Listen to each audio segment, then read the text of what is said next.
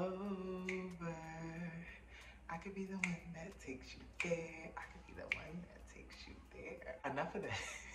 Hey guys, what's up? We're back again with another video, and y'all already know. Listen, 2023 is about to be lit, so hopefully you guys are liking the videos. I want you to definitely subscribe, like, and comment on this video, because we're gonna get into some things, sis. So I'm definitely happy to be back with another one. I've never really spoke about like my story, about how I became trans, how I really went on this journey about turning myself into a woman. A lot of times people, they know from an early age. Me, that really wasn't my story. I would say I really started to embody my feminine identity later on in my life, like around my 20s. So yeah, that's like my story. I'm not even gonna front. I remember early on when I wanted to like find answers and everything about like what to do, how to transition, how to go about it, how do you get medicine, what am I even transgender? You know, these are all the questions I had starting out, and I would never forget, like, I felt crazy, I felt insane, I felt really weird. I remember talking to it with my best friend at the time, and he really wasn't here for it. I remember his opinion. He was like, I don't really see that for you. Like, where is this coming from? Like, you're really comfortable in your skin.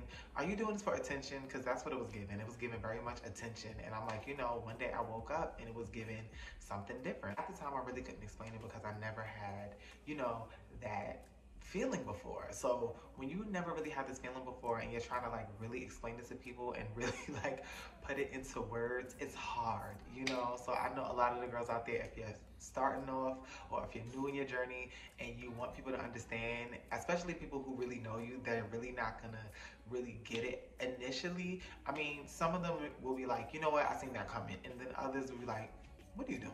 Depending on what you were doing. Now, I never really said this in any of my videos, but before I actually transitioned, I never wore girl clothes, you guys. Like, never. That really was never me. Now, obviously, I was really feminine growing up, and I would be considered a feminine bottom because I always wore weave. I always had my nails done. Well, not right now because I have to do hair. That was like my journey, you guys. Like, I always was like extremely feminine. And I'm gonna put like some videos in here, some pictures in here for you guys, just so you guys can get like a whole full scope of things. Because I know for me, it was like so weird. I remember being at the nail salon and a lady asked me like, what's your drag name? And I was like, what do you mean by that? Like, I didn't even know what that even meant at the time. Like, what? Drag? Like, what are you talking about? And she was like, you know, like when you get dressed up at night. And I'm like, yeah, no sis, I don't get dressed up at night. Looking back, I understand now where she was coming from, because again, when you see like a boy wearing boy clothes and getting long nails with designs on them, you're just like, oh, this is obviously, you know, a drag queen. You know, the world wants to automatically put you in a box and put labels on you. But sis, I don't fit in a box. I never have in my life. That's not me. And I don't want to fit in a box now. Like, ew, I hate boxes. I hate boxes and closets. That's not for me. I'm looking back on that moment and just looking at my friends and family, and nobody really understood it at the time. But for me, it made 101% sense, because I've always been one of those people in my life, like, if I wanted to do something, I'm just gonna do it. I don't care if it makes sense to anybody else. So if I wanna get my nails done, I'm gonna get my nails done. If I wanna wear lashes, I'm gonna wear lashes. But honestly, you guys, I never even wore makeup or anything like that. I just got my nails done, and I always wore weave. Now, I wore weave because I taught myself how to braid and do my hair since the age of 11. I've always been expressive with my look, my hair changes and things like that, you guys. And I'm sure if y'all scroll down my page, you'll see my many transformations of just my hair look and how I just like to express myself. But if you know me, I'm a fashion girl. I'm definitely a fashion girl. I'm originally from New York. So again, you guys, we love to experiment with our looks. We're very creative and we're really expressive, you know, so that's kind of been my like little background. So growing up, I've always been really feminine. I've always like just looked at myself as being one of the girls, even though I know I wasn't one of the girls back then. My therapist at the time, before I started HRT, she helped me understand. She was like, well, you know, how did you want to be identified in elementary school? And I remember when it was like time for boys over here, girls over here, I was like, okay, I'm girls over here, because I resonated more with the girls. Like, I like pink, I'm more feminine. The boys were like rough, they were stink. That never really fit my like vibe. That really never fit my identity. So it's just funny looking back and just me thinking about like really not even understanding I probably was trans for a really long time before I even identified and started showing up as trans. So this video is gonna really act like a timeline on my life, and I'll just include a lot of pictures and videos here for you guys, just so you guys can get a full scope of things and just so you guys can put the pieces together and just make it make sense. So yeah guys, growing up, I've always just been feminine. Like I said, I've always expressed myself, especially when it came to nails and hair, but I never had a desire to wear girl clothes or to like even dress up as a girl for Halloween. Nothing. That feeling never, I never had that feeling until I started actually transitioning some years later. Before then, I loved baggy clothes, I loved sneakers, Timbs, I loved everything about like boy fashion, you know what I'm saying? And I did it really well, you know, because I felt like, look, this is the body I have. You only have one life, so you have to express yourself how comfortable you feel. So if it's giving nails and baggy jeans and weave, then that's just what it's giving. I don't know. Call me a lesbian. Yeah, a lot of people thought also I was like an aggressive AG. It was so funny. It was either a drag queen or an aggressive AG. I don't know why, because even my mom always said, she was like, you have such a feminine face, like you're really pretty. And I've always had like really long hair, like my natural hair has always been really long. So yeah, she was just like, you're always really pretty. So I remember even being approached by boys like, oh, you're just a tom girl. And I'm like, what? It's not giving that. I'm just me. I don't know. Hey, I'm myself. But once I started to transition, you guys, and once I started to like feel myself a little bit more, then I got in love with the whole androgynous look. Like if you know me, my name is Jaliyah. I named myself after Aaliyah. So that's just where my whole identity, I guess, really came from. I've always loved Aaliyah. I've always been a huge fan. And for some reason, like, she was a girl, if you really think about Aaliyah, she was a girl, she had a beautiful face. You know, she didn't really care about pushing the boundaries between masculine and feminine.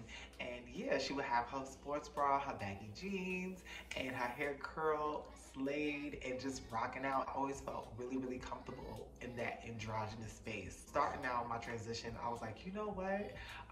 It was definitely giving bra and baggy jeans. Like that was like how I presented myself, like a lot. Fitted caps, like I was in that era for like years.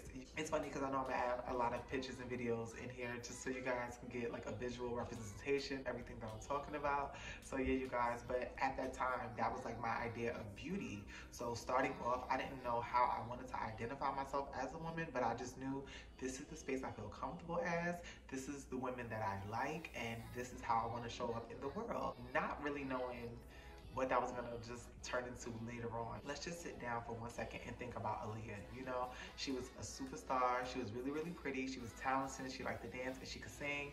And her hair was on point. She was slayed. But again, the key factor is, you guys, she never had surgery. You don't know her for having big boobs out to here. You don't know her for having big hips out to here, a big butt.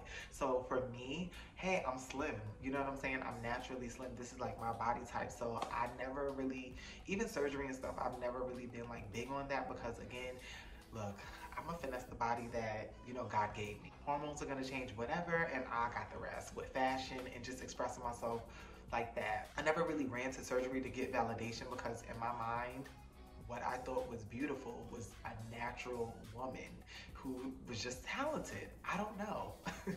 I don't know if that makes sense for you guys. So even me now and being like a real grown adult and just expressing myself as a woman, I'm so happy. I never ran and got any surgery. I love my body for how it is. I learned to love to appreciate it. I learned to love the skin that I'm in and be comfortable in it and navigate, because again, you guys, this is tea. Men don't care about any of that. I've been pulling niggas with the free body my entire life. It's all about who you are, and it's all about how you feel comfortable with yourself. So for me, you guys, yeah, that's just what I thought was beautiful, and I loved Aaliyah. I was infatuated, and I was like, you know what? Jaliyah, that's it. It had a ring to it, and that was just pretty much it, you know? So that's kind of how I started my guideline as far as like my identity, how I wanted to express myself in the world, you guys. So after that era, after that whole era, you know, you're growing up and then you're feeling like, okay, I want to be a little bit more grown. I want to start expressing some things about myself. You know, I want to start walking in heels. I remember teaching myself how to walk in heels. I'm gonna try to really find that video, you guys.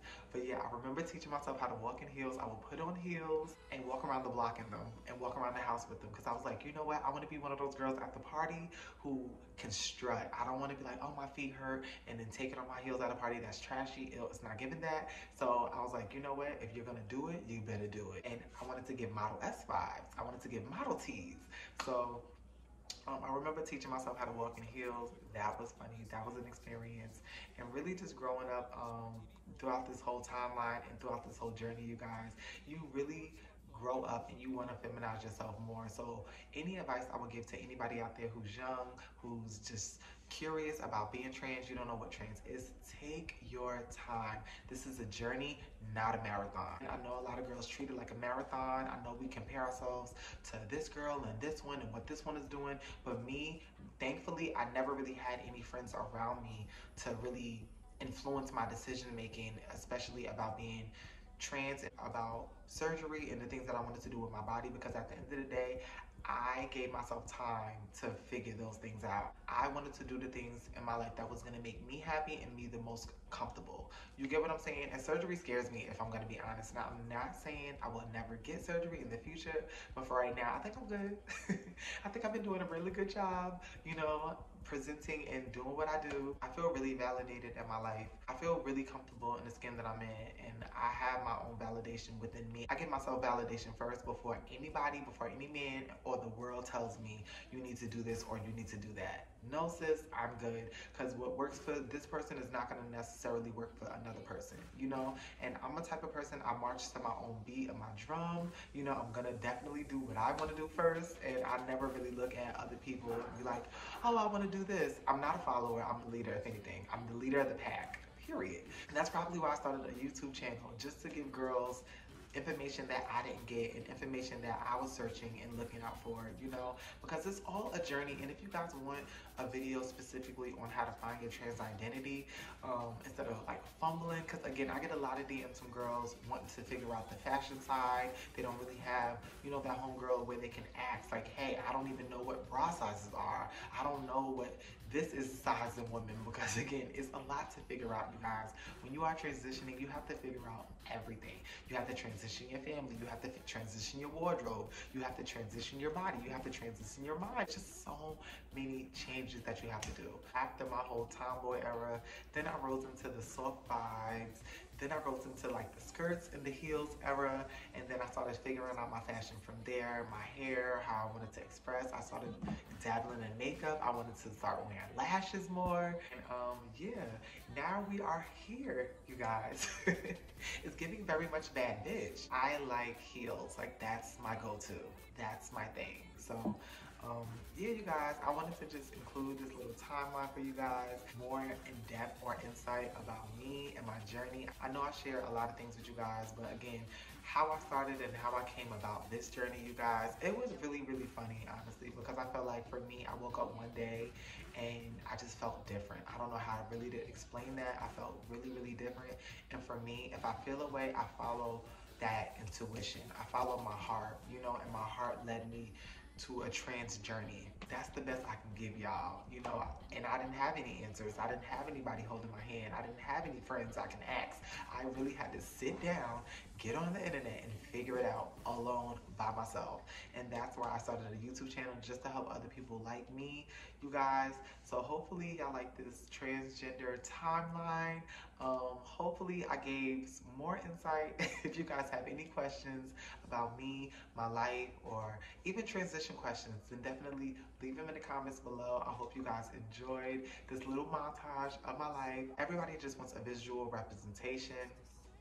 And for me, you know, I'm definitely an open book, and I love to share my life, especially if it's going to help others and if it's going to pave the way for someone who is struggling, just like me, growing up with no answers. So again, until the next video, you guys, I wanted to keep this kind of quick for you guys. But again, if you have questions, leave them down below. I'm thinking about doing a Q&A for you guys. So yeah, you guys, let's get into some tea. I love you guys. Until next time, thank you so much for watching this video.